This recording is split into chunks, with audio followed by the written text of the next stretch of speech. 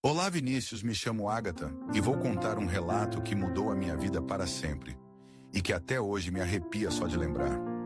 Você já sentiu aquele frio na espinha, aquela sensação de que o impossível acabou de acontecer bem diante dos seus olhos?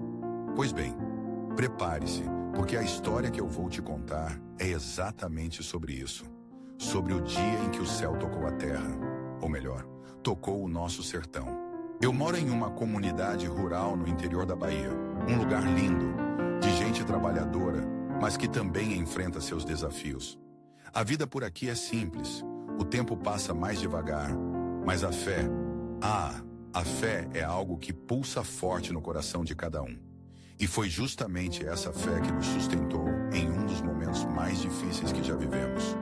Um momento que parecia não ter saída, a não ser por um milagre. Era um mês de março, época de chuva por aqui. Mas naquele ano, São Pedro parecia ter se esquecido de fechar as torneiras lá de cima. Chovia dia e noite sem parar, um dilúvio daqueles que a gente só vê em filme. Os rios transbordaram, as estradas viraram lamaçais intransitáveis, e nossa comunidade ficou praticamente isolada do resto do mundo. No começo, a gente até achou graça, chuva é bênção, né? Mas a situação foi ficando cada vez mais crítica.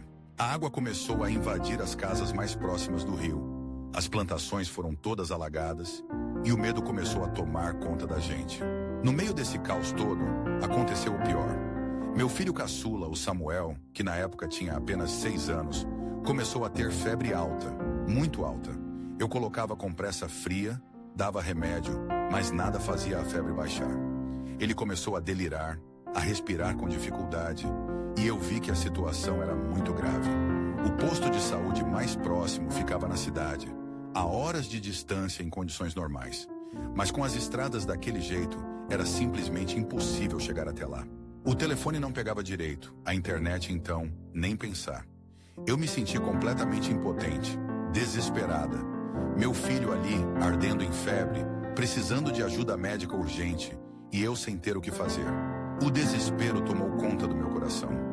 Eu olhava para o Samuel, tão pequeno, tão frágil, e as lágrimas rolavam sem parar. Foi então que eu fiz o que qualquer mãe desesperada faria. Eu me ajoelhei e clamei a Deus. Com toda a força da minha alma, eu pedi a Ele que salvasse meu filho. Eu não sabia mais o que fazer. A ciência humana não alcançava a nossa situação naquele momento.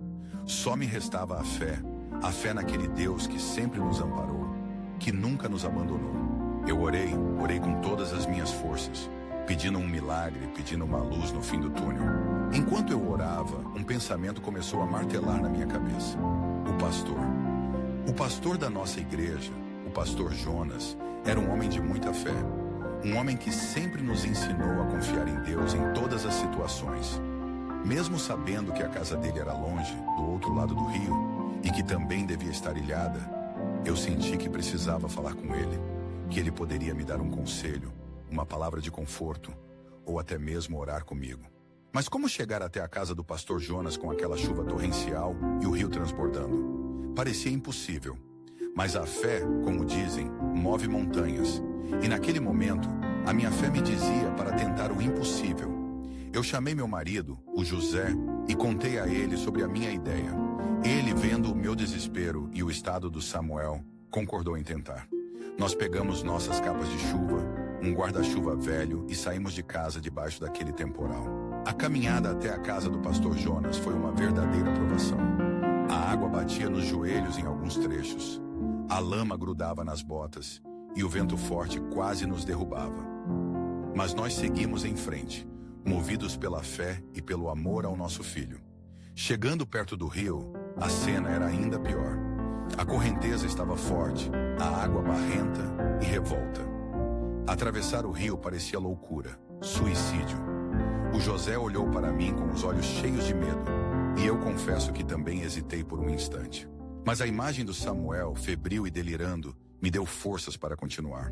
Nós ficamos ali, na beira do rio, sem saber o que fazer.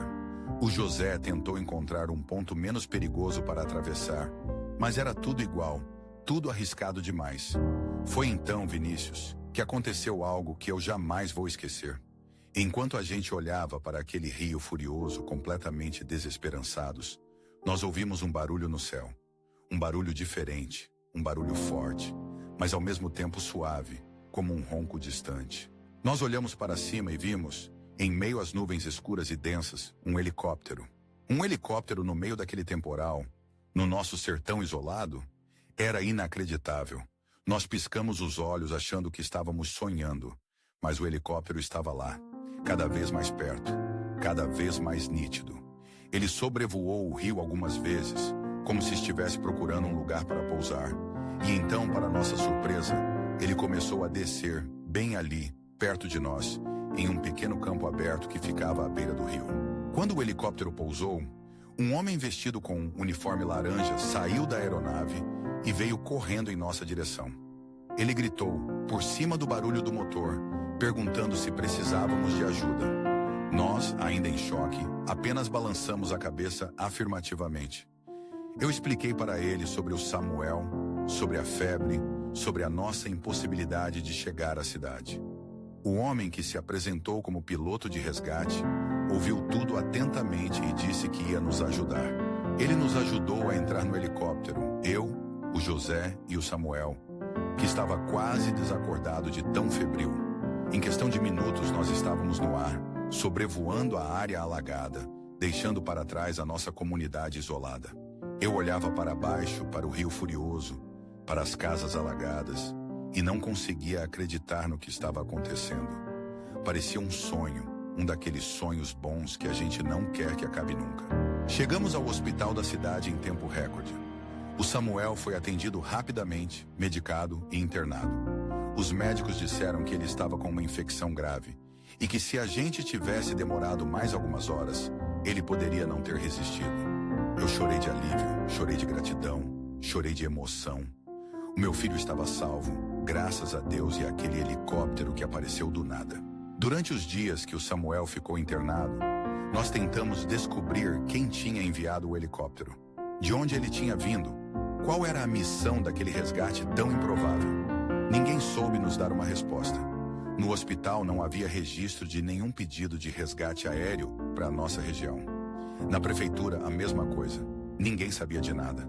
O piloto do helicóptero simplesmente apareceu, nos resgatou e sumiu, como um anjo enviado por Deus. Depois que o Samuel se recuperou e nós voltamos para casa, a nossa comunidade toda ficou sabendo do nosso milagre. O pastor Jonas veio nos visitar, orou conosco, louvou a Deus pela vida do Samuel. Ele disse que aquele helicóptero era a prova de que Deus ouve as nossas orações, que Ele se importa conosco mesmo nos momentos mais difíceis. E eu acredito nisso com toda a força do meu coração. Até hoje, Vinícius, eu não sei quem era aquele piloto, de onde veio aquele helicóptero, qual era a missão daquele resgate tão improvável. Mas uma coisa eu sei, foi Deus quem enviou aquele anjo de uniforme laranja para nos salvar. Foi a fé que nos guiou até a beira do rio e nos fez olhar para o céu no momento certo. Foi a graça divina que nos proporcionou esse milagre. E eu sou eternamente grata a Deus por isso. Por ter me dado a chance de ver o meu filho crescer, de viver essa história, de poder contá-la para você hoje. Essa é a minha história, o meu relato de fé, o meu milagre no sertão. E eu espero que ele possa tocar o seu coração e fortalecer a sua fé também. Porque eu sou a prova viva de que para Deus, nada, absolutamente nada, é impossível. Esse foi o vídeo. Espero que tenha gostado. Não esqueça de se inscrever e deixar o like. Até a próxima.